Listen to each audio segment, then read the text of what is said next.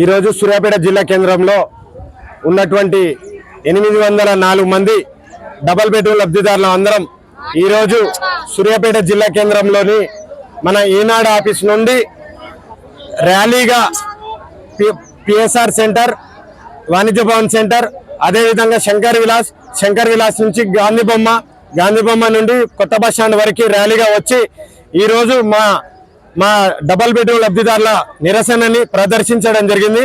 ఎందుకంటే గత సంవత్సరం అక్టోబర్ నెలలో డబుల్ బెడ్రూమ్ లబ్ధిదారులకు కలెక్టర్ గారి ఆధ్వర్యంలో మరియు మంత్రివర్యుల ఆధ్వర్యంలో ప్రజాప్రతినిధులు మరియు అధికారుల ఆధ్వర్యంలో డ్రా తీసి మా యొక్క డబుల్ బెడ్రూమ్ లబ్ధిదారులకు పట్టాలను ఎలక్షన్ల ముందర పట్టాలను ఇవ్వడం జరిగింది.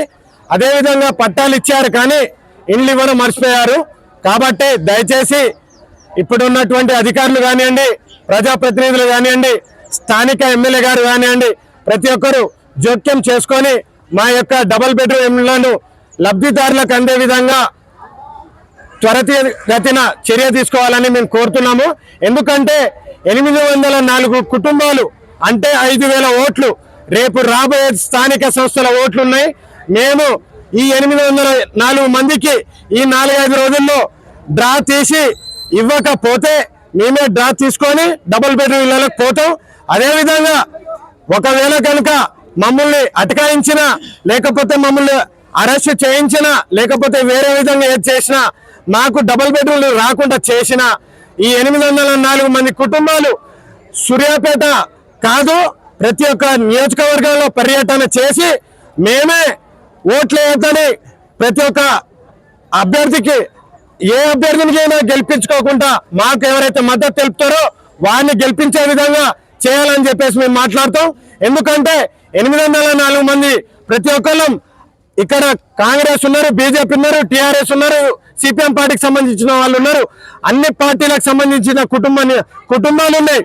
ఒక కుటుంబం లేకపోతే ఒక పార్టీకి సంబంధించిన కాదు, ఒక లబ్ధిదారులుగా మాత్రమే మేము మాట్లాడడం జరుగుతుంది. ఎందుకంటే 8 నెలలు 9 నెలలుగా గడిచిపోయింది. రేవంత్ రెడ్డి గారు ప్రభుత్వం ఏర్పాటు చేసినాక ఎన్నో హామీలు ఇచ్చారు. ఈ రోజు వరకు హామీలు నెరవేరలేదు. మా డబుల్ బెడ్రూమ్ల కోసం కేటాయించారని చెప్పేసి పైసలు కేటాయించినామని చెప్పారు. 1,00,000 కోట్లు అన్నారు, 2 లక్షల కోట్లు బడ్జెట్ అంటున్నారు. కానీ ఆ బడ్జెట్ ఎడిపోతుంది, ఏమైతుంది? పేద ప్రజలకు రావట్లేదు. మరి ఎవరికి పోతుంది? మరి ఎవరి జేబులు నింటుంది? మాకు తెలియజేయగలరు. ఎందుకంటే మేము కలెక్టర్ గారు గత 3 నెలల కింద ఇదే ఆడియో